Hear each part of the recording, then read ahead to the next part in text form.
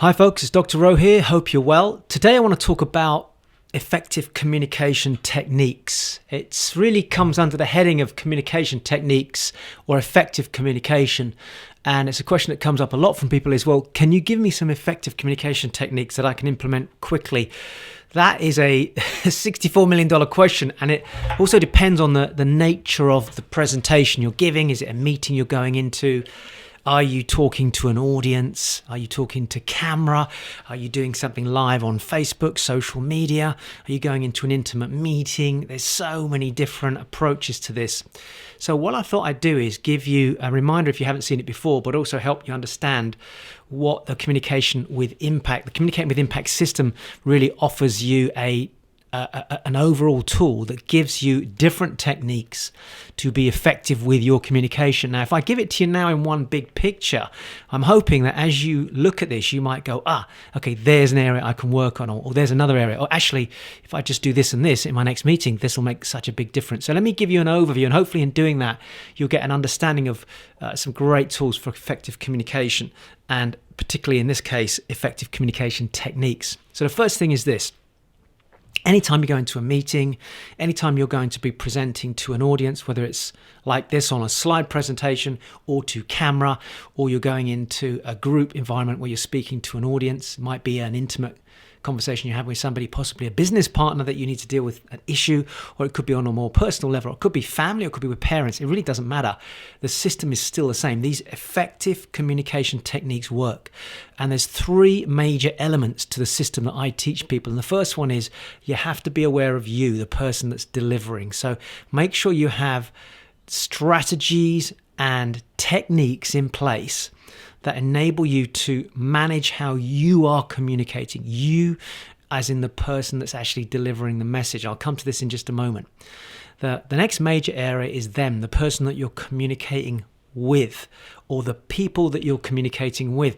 You've got to be aware of them, but you also got to be aware of certain techniques and strategies when you're communicating to them that is separate to you.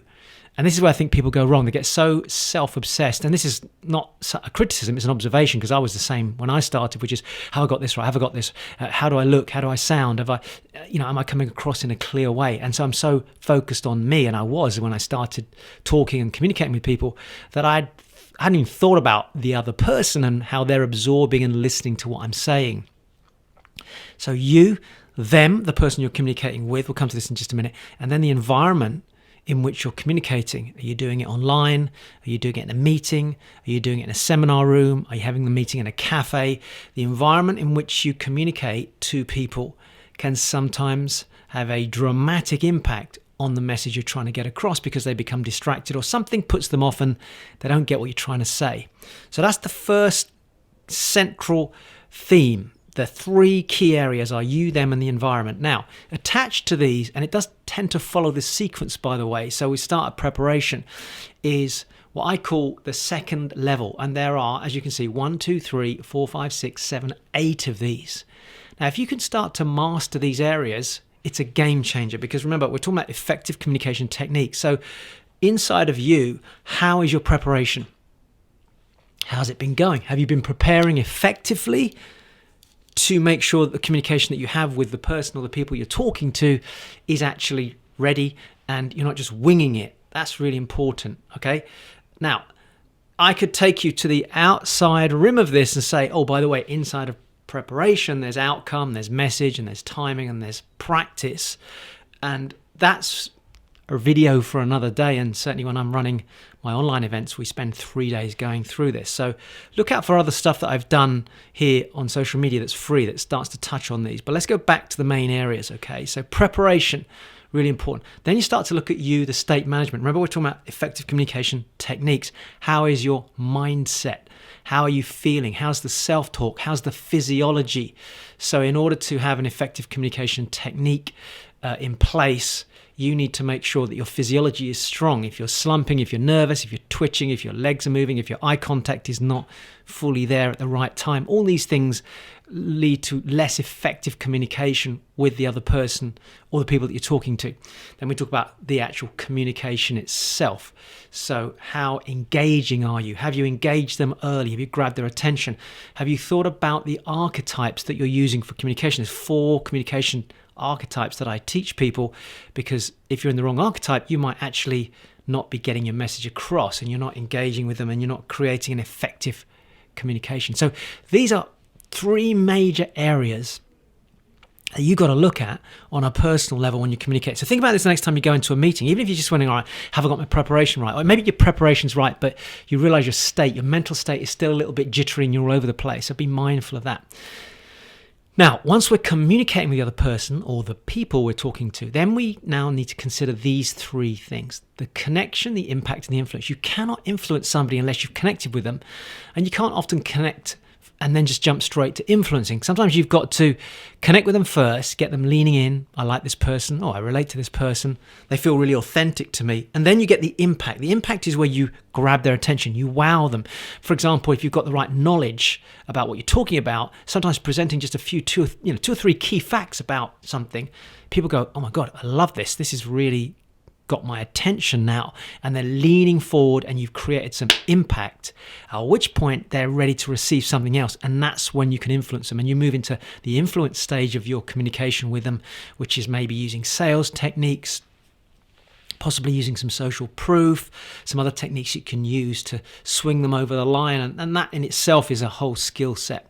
So you're starting to notice here that you can't just jump into something if you want communication effective techniques and say, right, I've got a meeting with somebody, I'm going to just jump straight in and influence them. It doesn't work like that. You've got the preparation right, make sure your state management, are you observing them? How's the communication going? Feeling like you're in a good flow? Now you watch the other person. Have I connected with them?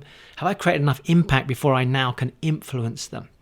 Very, very important. Now, at the same time, have you thought about the environment? And there's 2 aspects to environment. One is technical and one is the setting. So the technical is you've gone to the meeting and you've realized you've brought the wrong slides, or the computer doesn't connect with the slide projector, or maybe you needed a flip chart or something physically to present. You didn't have the right things, quote unquote, with you. That's a really classic mistake people make.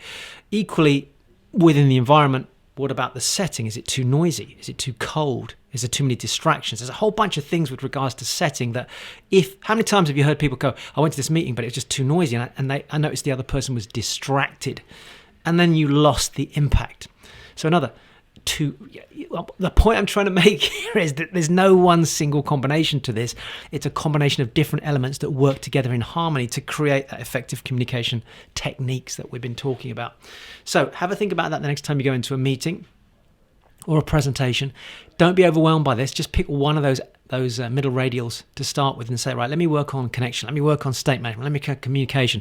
Oh yeah, let me think about my preparation for the environment. Have I got the right setting for the meeting? And then work on that. And then the next time you go to another meeting, you choose another area. And there are other posts that I've done on this, so you might want to delve around and have a look. Okay, hopefully that was useful. Remember to follow us, subscribe, whether it's the YouTube channel, put some comments in here. It's always nice to get feedback, and I will see you on my next post.